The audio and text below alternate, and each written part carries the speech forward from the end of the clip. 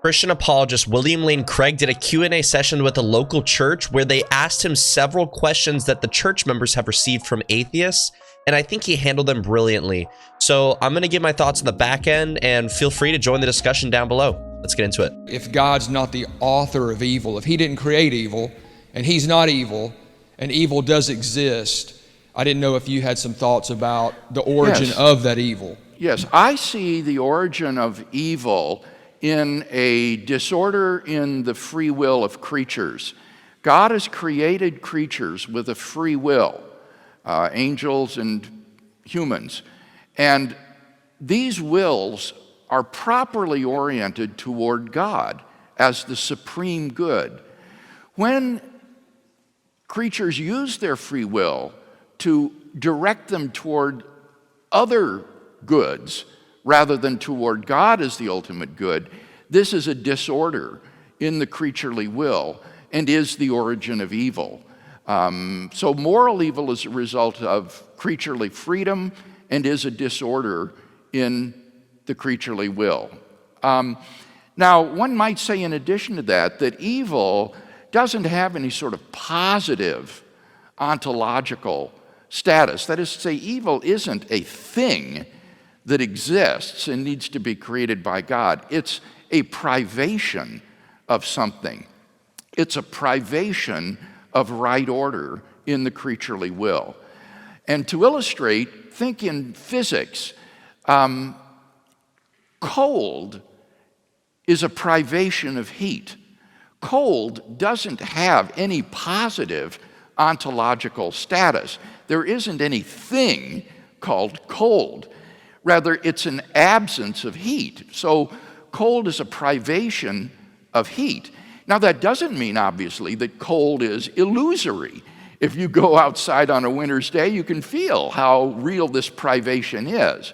But it's not a positive reality that would need to be created by God. And in exactly the same way, evil doesn't have any positive ontological status. It's a privation of right order in the creaturely will that is due to freedom. Yes? Yes, I teach mechanical engineering at Bradley University, and I ask questions of my students of the cause of disorder, and then they'll all agree that disorder is caused by man. Even the religion professors at Bradley will agree with that. But then when I ask the next question, is do we live in an isolated system, they go agnostic. And so how would you engage an agnostic when you start answering the questions of the existence of God, and how do you get them engaged in that discussion? Because they go, it's not humanly possible for us to answer that question. I would encourage every Christian to have a list of arguments memorized that he can share with an unbeliever. The typical unbeliever, in my experience, has no good reason for his unbelief. He's simply been taught to repeat the slogan, "There's no good evidence for God's existence." And this is really, I think, a mask for intellectual laziness on his part. But it serves very effectively as a conversation stopper because the average Christian doesn't have any good evidence for God's existence. And so this, in effect, gives the atheist the trump card. There's no evidence for God's existence, and that's the end of the conversation. But if you will have a list of arguments memorized at that point, what you can do is say to the unbeliever with a surprised look on your face, "Well, is that what you think? Why, I can think of at least 5 arguments for God's existence." And at that point, he's got to say, "Yeah, like what?" And then you're off and running. So when people ask me, "Well, there's no evidence for God's existence," and I say, "Well, sure there is," and they say, "Well, like what?" I typically just list about 5 arguments. I'll say, God is the best explanation for why anything at all exists, rather than nothing. God is the best explanation of the beginning of the universe. God is the best explanation of the fine-tuning of the universe for intelligent life. God is the best explanation of objective moral values and duties in the world. God is the best explanation of the historical facts concerning Jesus of Nazareth. And finally, God can be personally known and experienced. Wow. And I find that many times just giving a list of the arguments is enough to satisfy the unbeliever. He doesn't even ask to hear the arguments. Just hearing a list of them is often enough. So I would encourage all of us to have such a list memorized that you can just share at the drop of a hat with an unbeliever. Now, if he does want to press you, each one of those points in the list has an argument that has premises or steps that you can memorize and again then share with them. For example, the argument that God is the best explanation for the beginning of the universe is very easy to memorize. It has just 3 steps. Whatever begins to exist has a cause. The universe began to exist, therefore the universe has a cause. And that will show that we don't live in an isolated system, that there is a transcendent cause beyond space and time, beyond the universe, that has brought the universe into being, which has obvious theological implications. So if you have these premises memorized, then you are prepared to actually share the argument with the unbeliever. But in many cases, you won't even need to do that if you just have a list. Yes? They took me to a Shinto fire walking and a Buddhist temple and showed me that it was no problem in practicing all these different religions in their view. So with pluralism, again, that was 25 years ago, Yeah. I'd be interested in your thoughts how to address someone that truly does believe that you can believe in anything. Right. The question is about religious pluralism, and I think this is the burning theological issue of our day. Now, there are 2 kinds of religious pluralism. One is what one might call a naive pluralism, and then the other one is sophisticated pluralism. The naive pluralist says, well, all religions are true. They're basically all just saying the same thing. They're all right. This is naive because anybody who studied the world's religions knows that that cannot be correct, because these religions are mutually contradictory. Take, for example, Islam and Buddhism. Islam believes that there is a personal, transcendent creator of the world who is omniscient, morally perfect, holy, and before whom we stand guilty and in need of forgiveness. It believes that if we believe in him and his prophet and perform righteous deeds, we will be saved. Otherwise, we will go into eternal hell. The Buddhist believes none of these things. The Buddhist believes that ultimate reality is impersonal, not personal, that there is no creator, there is no personal immortality after death.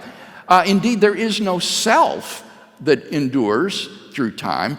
And the concept of sin and salvation plays no role whatsoever in this religion. So it's simply impossible that both Islam and Buddhism could both be true. They could both be false. Maybe it's the Hindus who are right, but they can't both be true. So this naive pluralism is, I think, untenable. The sophisticated pluralist today says all of these religions are false. The ultimate reality is beyond description, beyond characterization, and all of the world's religions picture this ultimate reality in different ways that are appropriate to their culture and society. But they're all literally false. None of these religions is really true. They are all different ways of misrepresenting ultimate reality. But they are effective in transforming people's lives from being self-centered and evil to making them into good people. And so all of these religions work in helping to change people's lives. And this is the sort of pluralism that's propagated today by religious studies professors and people who are sophisticated pluralists. What might we say to that? Well, I think it's very obvious that a person who has a good apologetic case for Christianity will simply disagree with the pluralist that all of these views are equally false, that there are good reasons to think that the Christian worldview is true. And here you will present your arguments for a transcendent creator and designer of the universe who is a personally embodied good, and for the person of Jesus of Nazareth, his radical personal claims whereby he put himself in God's place, and then the historical evidence for his resurrection from the dead. And so if your apologetic case goes through, you've refuted pluralism. The typical pluralist just assumes that there are no good reasons to think any of these religions are true. And what we need to do is simply challenge that assumption. While there's many people who believe in the existence of a creator, just in general, there's very few people who actually believe in the conception of God that is all-powerful, all-knowing, and everywhere present. And I feel like that's something that William Lane Craig, he just left on the table. He didn't really address here. So I want to pick up that torch where he left off, and I'm going to present 4 main arguments that are purporting this conception of God. The first one is the cosmological argument, which is one that William Lane Craig actually touched on earlier, which is the whole, well, everything has to have a cause, but there's going to be one thing that's uncaused, the uncaused cause, and that thing is God. And it's believed that an all-powerful God is necessary to be able to create and sustain the universe as such, and to be able to have the power to be that singular uncaused cause. The second one is the teleological argument, which is also known as the argument from design, which basically suggests that all the order and complexity and the fine-tuning of the universe demands an intelligent designer. And it's also believed that an all-knowing God is necessary for him to be able to construct a universe that is so complex in the way it is, and an all-powerful God is necessary to be able to enact and create and sustain that conception of the universe.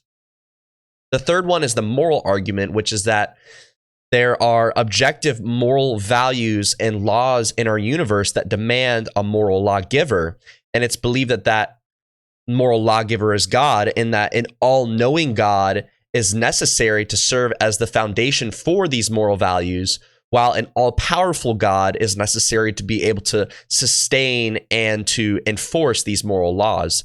And it's also believed that God is everywhere present to be able to hold people accountable to these moral laws, which is in line with the view in total. The fourth one is the ontological argument, which explores the concept of the need for a maximally great being. So the premise is that if you can think of an attribute that is greater than the previous, then that being exists. And so attributes like all-powerful, all-knowing in God is necessary for the conception to work, as well as everywhere present being necessary to sustain that maximally great being. But these are just high-level overviews of these arguments, and there's a lot more that goes into them, and there are counter arguments to them as well that I did not touch on here. But if you want to learn more about the evidence for God, I recommend you check out the video on screen right about here. Have a great day. Bye-bye.